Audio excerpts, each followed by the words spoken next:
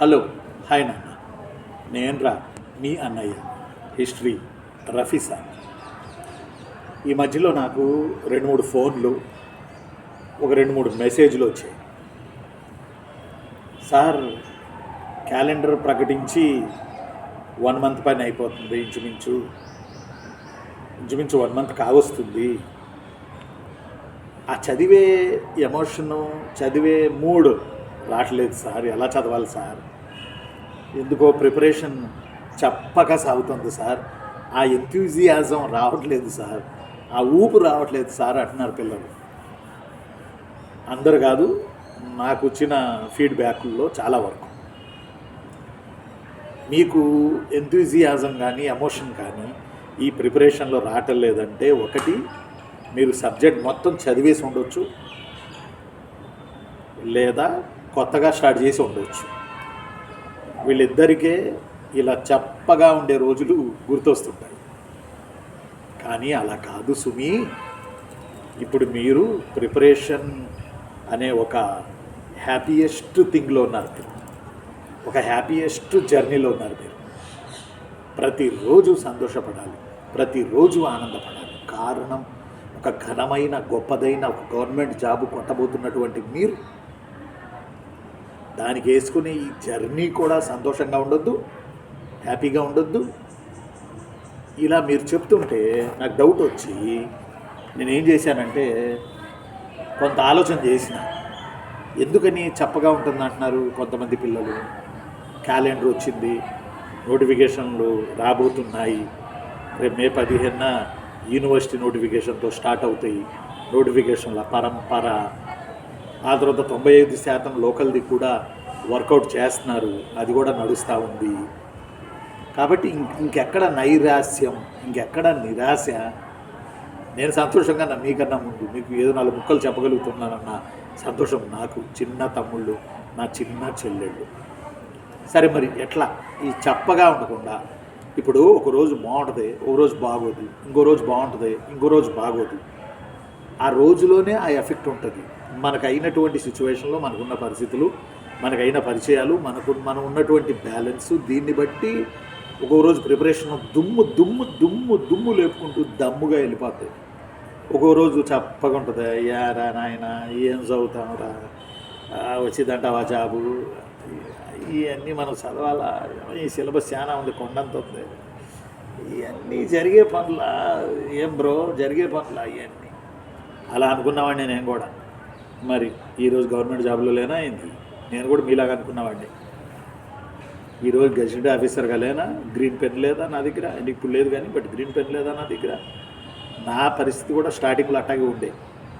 కాబట్టి మీరు ఏం చేయాలంటే, ప్రిపరేషన్లో సంతోషం, ప్రిపరేషన్లో ఇష్టం, ప్రిపరేషన్లో ఫాస్ట్నెస్, ఇవన్నీ రావాలంటే మనమే కొని తెచ్చుకోవాలి, ఎవడో ఇవ్వడం. అవి ఏంటయా అంటే, ఒకటి, చాలా లాంగ్ సబ్జెక్ట్ చదవబాకండి. ఒక చాప్టర్ 30 పేజీలు 20 పేజీలు చదవబాకండి. అలా చదివితే సంతోషం రాదు. ముక్కలు చేసుకోండి. మీకు మొన్న చెప్పా కదా, ముక్కలు చేసుకొని 1 గంటన్నర, 2 గంటలు ఒక టాపిక్లో ఒక 40% చదవండి. ఆ టాపిక్లో 40% చదువుతారు కదా, చదివిన తర్వాత దానిలో MCQస్కి వెళ్ళండి, ప్రీవియస్ క్వశ్చన్లకు వెళ్ళండి. మీరు చదివినవి అక్కడ కనపడుతుంటాయి. అప్పుడు మీలో సంతోషం రెట్టింపు అవుతుంది. నేను కూడా జాబ్ కొడతాను అనే ఫీల్ మీలో వస్తుంది. అవునా కదా? నేను కూడా జాబ్ కొడతానన్న ఫీల్ మీకు అందులో వచ్చేస్తుంది. చిన్న చిన్నవి 25 నిమిషాలు చదవండి, లేకపోతే ఒక చాప్టర్లో 40% చదవండి. చదివి దాని వరకు క్వశ్చన్లు చూసుకుంటూ ఆన్సర్లు చేసేయండి.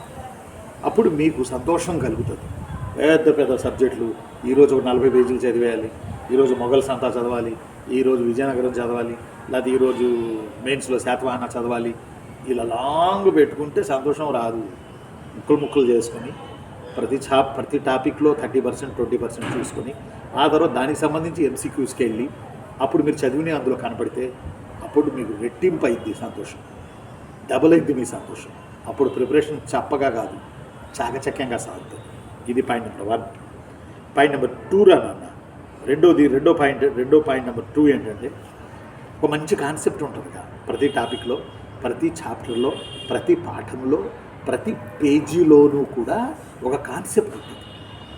కాన్సెప్ట్ అంటే అక్బరు తన రాజ్యంలో ఎక్కువ మంది రాజపుత్రులను ఉద్యోగస్తులుగా వివిధ హోదాల్లో నియమించాడు. ఎవరెవరిని ఏ హోదాలో నియమించాడు, తాన్సేన్, మాన్ సింగ్, ఇలా వస్తే మనకు లిస్ట్ అవుట్ చేయొచ్చు.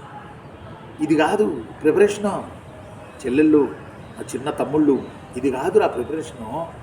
అక్బర్ ఎందుకు రాజపుత్రుల్ని తన ఆస్థానంలో ఎక్కువగా నియమించుకున్నాడు? Why he appointed Rajputras became a very huge. ఎందుకు ఎక్కువగా నియమించుకున్నాడు? అక్కడ లాజిక్ ఉంటుంది, ఏదో ఆ లాజిక్ చదివి. అక్బర్ ఎందుకు మున్సబ్దారీ విధానం పెట్టాడు? అక్కడ ఒక లాజిక్ ఉంటుంది. అక్బర్ ఎందుకు దీనిలాహి పెట్టాడు? అక్కడ ఒక లాజిక్ ఉంటుంది. ఈ లాజిక్లు, ఈ డాట్స్ నింపుకుంటా పోతే మీకు జాబ్ వస్తుంది. అవి అంతవరకు ముక్కలు చేసుకుని చదివి బట్టి కొట్టి ఇవాళ చదివాం పిండి కొద్దీ రొట్టె అనుకుంటే అది సక్సెస్ విధానం కాదు. ప్రతి పేజీలో, ప్రతి సబ్జెక్ట్లో, అమ్మా అనిత వింటున్నావురా, నువ్వు కూడా విను, ప్రతి పేజీలో ప్రతి సబ్జెక్ట్లో ఉన్న కాన్సెప్ట్ని మీరు ఒక పని చేయండి, రికార్డు చేసుకోండి. ఈరోజు ఫోన్ లేకుండా ఎవరున్నారమ్మా? రికార్డు చేసుకోండి. రికార్డు చేసుకుని ఆ కాన్సెప్ట్ని 3-4 సార్లు, 4-5 సార్లు వినండి. అప్పుడు మీ మస్తిష్కాల్లో పడిపోతుంది. రికార్డింగ్ చేసుకోండి. అదొక ప్రిపరేషన్లో ఒక నవ్య పంథ, ఒక నూతన పంథ. అది దానివల్ల మీకు ఇంట్రెస్ట్ పుడుతుంది, చెప్పదనం తగ్గుతుంది. తర్వాత ఇక మూడోది వచ్చేసి కొంచెం బాగా మిమ్మల్ని నాలాంటోడు ఎవడో ఉంటాడు, నాలాంటోడే ఎవడో ఉంటాడుగా ఇంకా వీడియోస్లో, యూట్యూబ్లో ఆ వీడియోలు చూసుకోండి. ఆ వీడియోలు చూసుకుంటే కొంత మోటివేషన్ అవుతారు, కొంత మీరు ఇబ్బంది పడకుండా ఉంటారు. ఎస్, ఇదొకటి గుర్తుపెట్టుకోండి. నేనేమంటానంటే మీకు మోటివేషన్ అయినా మీ ప్రిపరేషన్ చప్పగా సాకుండా ఉండాలి అని అంటే మీ ఇంటి పరిస్థితులను ఒకసారి గమనించండి. మీ అమ్మా నాన్న పడే కష్టాన్ని మీరు చూడండి. అందుకని నిన్నో మనం స్టేటస్ పెట్టా, పక్క వాళ్ళు అంటారు జాబు రావడం కష్టం అని, నేనంటాను లేదా పరిస్థితులు అంటాయి మీకు జాబు మస్ట్ అని. ఎస్, పరిస్థితులే మిమ్మల్ని జాబులోకి తీసుకెళ్ళి కొట్టి చేస్తాయి, మీరున్న పరిస్థితులే. అర్థమైందా? కాబట్టి మీ స్ట్రగుల్స్ ఎవరికి అవసరం లేదు, సక్సెస్లు కావాలంతే. మీరు పడిన స్ట్రగుల్ ఎవడెండో సక్సెస్ అయ్యారా లేదని చూస్తాడు. స్ట్రగుల్ నుంచి సక్సెస్ వస్తుంది, సక్సెస్ నుంచి స్థిరత్వం వస్తుంది, స్థిరత్వం నుంచి హోదా వస్తుంది, ఆ హోదా నుంచి గుర్తింపు వస్తుంది, ఆ గుర్తింపు నుంచి మీ ఇంటికి గౌరవం వస్తుంది. అంటే మిగతా వాళ్ళకి లేదని కాదు, బట్ మీ ఇంటికి ఒక గౌరవం వస్తుంది. వాళ్ళ అమ్మాయి జాబ్ కొట్టి, అది వాళ్ళ అమ్మాయి డిప్యూటీ కలెక్టర్ అయ్యాడు, అది వాళ్ళ అమ్మాయి తహసీల్దార్ అయ్యాడు, అది వాళ్ళ అబ్బాయి సబ్ రిజిస్ట్రార్ అయ్యాడు, ఇది వాళ్ళ అబ్బాయి ఎక్సైజ్ సబ్ ఇన్స్పెక్టర్ అయ్యాడు, ఇది ఒక గ్రామీణాభివృద్ధి అధికారి, అది ఆ ఇంట్లో ముగ్గురికి ఉద్యోగం వచ్చింది. ఆ ఇంటికి గౌరవం పెరుగుతుంది, గుర్తింపు పెరుగుతుంది. ఇవన్నీ ఊహించుకుంటే మీ ప్రిపరేషన్ చప్పగా ఎండుకుంటుంది. పాసు నా చిన్న చెల్లెమ్మ, నా చిన్న తమ్ముళ్ళు, ప్రిపరేషన్ చప్పగా ఎందుకుంటుందిరా? ఇవన్నీ ఆలోచించుకున్నప్పుడు అదొకటి. తర్వాత ఇంకోటి ఏంటంటే రొటీన్ ప్రిపరేషన్ పక్కన పెట్టండి.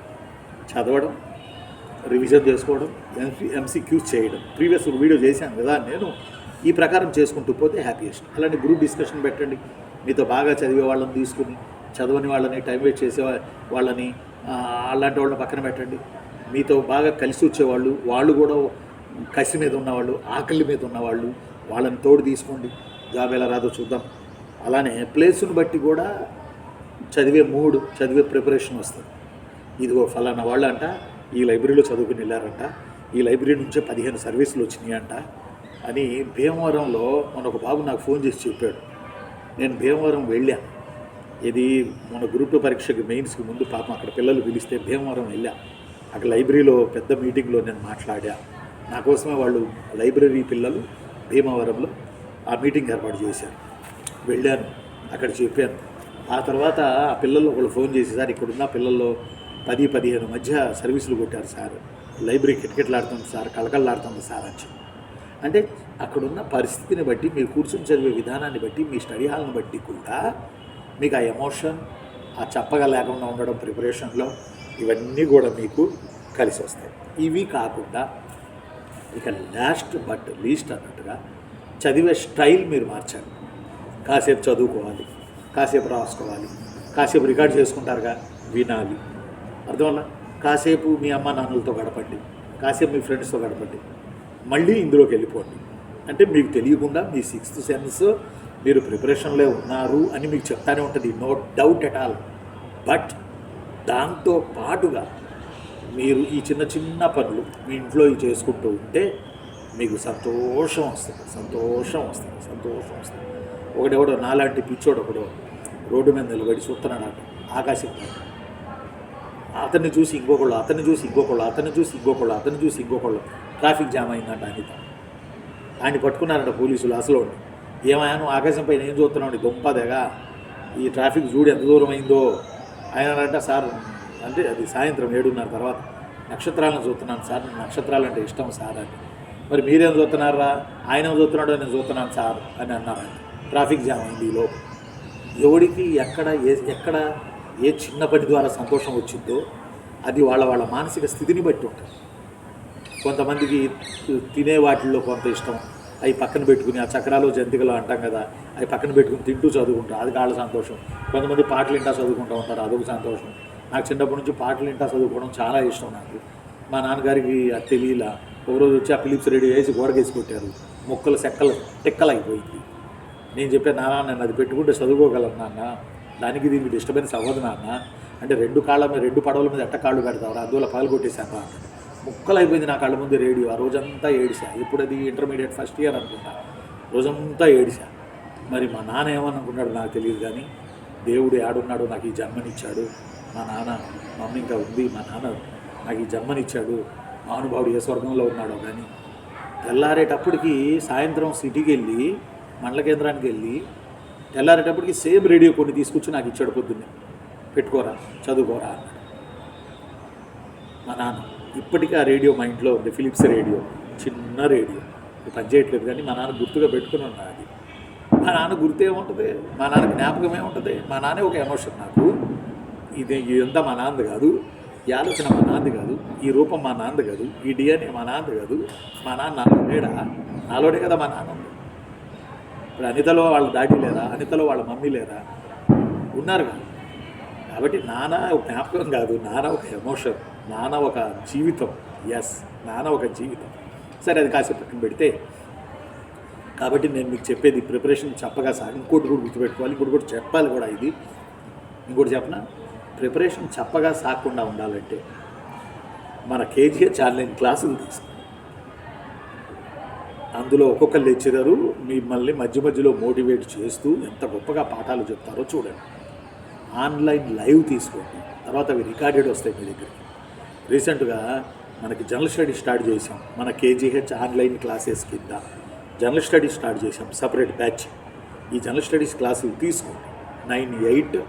9866414200 ఈ నెంబర్కి కాల్ చేసి జనరల్ స్టడీస్ సపరేట్ది ఒకటి డిజైన్ చేసాం. క్లాసులు నడుస్తున్నాయి, లైవ్ కమ్ రికార్డెడ్. ఆ క్లాసులు తీసుకోండి. మీలో బోర్ పోతుంది, మీలో చప్పగా ఉంది సార్ ప్రిపరేషను, ఈ ఫీలింగ్ పోతుంది. అనుక్షణం మన ఫ్యాకల్టీ మిమ్మల్ని ఏమంటాం, ఆ లక్ష్యం దిశగా మిమ్మల్ని తీసుకెళ్తూ ఉంటాం. ఫీజు కూడా ఏదో తగ్గించున్నారు మన వాళ్ళు, మన ఇన్స్టిట్యూట్లో కేజీహెచ్ ఆన్లైన్ క్లాసెస్లో. ఒకసారి ఫోన్ చేయండి, ఆ క్లాసులు తీసుకోండి. మీ చప్పగా ఉందంటున్నారే ప్రిపరేషను, ఉప్పు లేదంటున్నారే, పప్పు లేదంటున్నారే, ఆ చప్పదనం పోయి మీలో ఇంకొక మనిషి బయలుదేరుతాడు. ప్రిపరేషన్ని చివరి వరకు కొనసాగిస్తాడు. నేను ఎన్ని చెప్పినా మీరు చేయాల్సిందల్లా మన క్లాసులు తీసుకోవడం ఒకటి. రెండవది, అలక పానుపు మీదో ఇంకో దాని మీద కూర్చొని ప్రిపరేషన్ చేసిన వాడికి జాబులు రాలే. కష్టపడిన వాళ్ళకే జాబులు వచ్చినాయి, కష్టాల్లో ఉన్న వాళ్ళకే జాబులు వచ్చినాయి. మొన్న తెలంగాణ కానీ ఏపీ కానీ గ్రూప్ 2లో చాలామంది మ్యారేజ్ అయిన వాళ్ళకి జాబులు వచ్చినాయి. అంటే మీరు అడిచి మేము కూడా మ్యారేజ్ చేసుకోవాలా సార్ అని. అలా కాదు, మ్యారేజ్ చేసుకుంటే ఆ ఉండే లగేజీ అదనపు బర్డెన్ చాలా ఉంటాయి. వచ్చిపడే మాటలు ఉంటాయి, చాలా ఇబ్బందులు పెడుతుంటాయి సమాజంలో. ఇంట్లో ఉన్న వాళ్ళు బయట వాళ్ళు అన్నింటినీ తట్టుకొని కసి మీద చాపుకుంటారు. అంటే ఒక కత్తి మెరవాలంటే, ఒక కత్తి ఏదన్నా చెట్టును నరకాలంటే దాన్ని నూరినప్పుడు అది మెరిసింది. ఆ నూరడం అనేదే మనలో కసి, మనలో సమస్యలు, మనలో కష్టాలు, మనలో సిచ్యువేషన్. ఇవి ఉంటేనే మనం జాబ్ కొట్టగలం. ఆకలి అయితేనే కదరా అన్నం విలువ తెలిసేది, నిద్ర లేకపోతే కదరా నిద్ర విలువ తెలిసేది. అర్థమైందా లేదా? ఆకలి ఉంటేనే కదా కసి మీద చదివేది మనం. దీన్ని గుర్తుపెట్టుకో. కడుపు నిండిన వాళ్ళకి నేనేం చెప్పలేను, కానీ ఆకలి అయినప్పుడే ఆ కసిలోనే జాబ్ కొడతాం. కడుపు నిండితే జాబ్ ఏం కొడతాం? అది ఆలోచన అలాగని తినకుండా ఉండబాకండి కానీ బ్రో, తినకుండా ఉండబాకండి కానీ తినండి, కడుపు నిండా ఉన్నదేదో తినండి, చదివే స్టైల్ మార్చండి, మీ ప్రిపరేషన్ ఎంతో సంతోషంగా సాకపోతే అప్పుడు నన్ను అడగండి. నేను మీ అన్న హిస్టరీ రఫీ సార్. చివరగా ఓ మాట చెప్తాను. అనిత ఉందా, రికార్డ్ అవుతుందా? నేను మా ఊరిలో చెన్నకేశవ స్వామి టెంపుల్ ఉండేది. చెన్నకేశవుడు దేవుడు, విష్ణు, 70 ఎకరాల దేవుడి మాట ఆ ఊళ్ళో. నేను ఎప్పుడు ఒక గంట టైం దొరికితే నాకు డిగ్రీలో ఉన్నప్పుడు ఆ టెంపుల్ ప్రాంగణానికి వెళ్ళి ఎట్లాగే ఉంటుంది కదా గచ్చు, దాంట్లో కూర్చొని గంట కింద కూర్చొని నేను చదువుకుంటా ఉండేవాడు. పెద్దగా సుప్రీంకోర్టు అధికారాలు ఫలానా ఆర్టికల్ ఈ ఆర్టికల్ అబ్బో. రోజు పూజారి గారు ఆయన అన్నారు, నువ్వు ఇట్లా అరిస్తే నీలో శక్తి అంతా పోయిద్ది, తర్వాత సమస్యలు ఏడే పడిపోతావు, అరవకూడదరా, ఇలాగైనా అరవకూడదరా, ఇప్పుడు నేను డిగ్రీలో ఉన్నా, అరవకూడదరా, ఇదంతా చదువు, నువ్వు చదివేదేదో చదువు, గ్రాస్పింగ్ చేసుకో, నీ ఓన్ అక్షరాల్లో నువ్వు రాయి, నీ ఓన్ అక్షరాల్లో నువ్వు క్రియేట్ చేసుకో అన్నా. నిజమే కదా, అప్పటి నుంచి నా అట్లనే మారిపోయింది. నేను ఈరోజు ఈ స్థానం రావడానికి, అసిస్టెంట్ ప్రొఫెసర్ కావడానికి కారకుల్లో వారు కూడా ఒకరు. ఆ చెన్నకేశవ స్వామి కూడా ఒకరు. ఉంటా. నేను మీ అన్న history Rafi sir. Best of luck.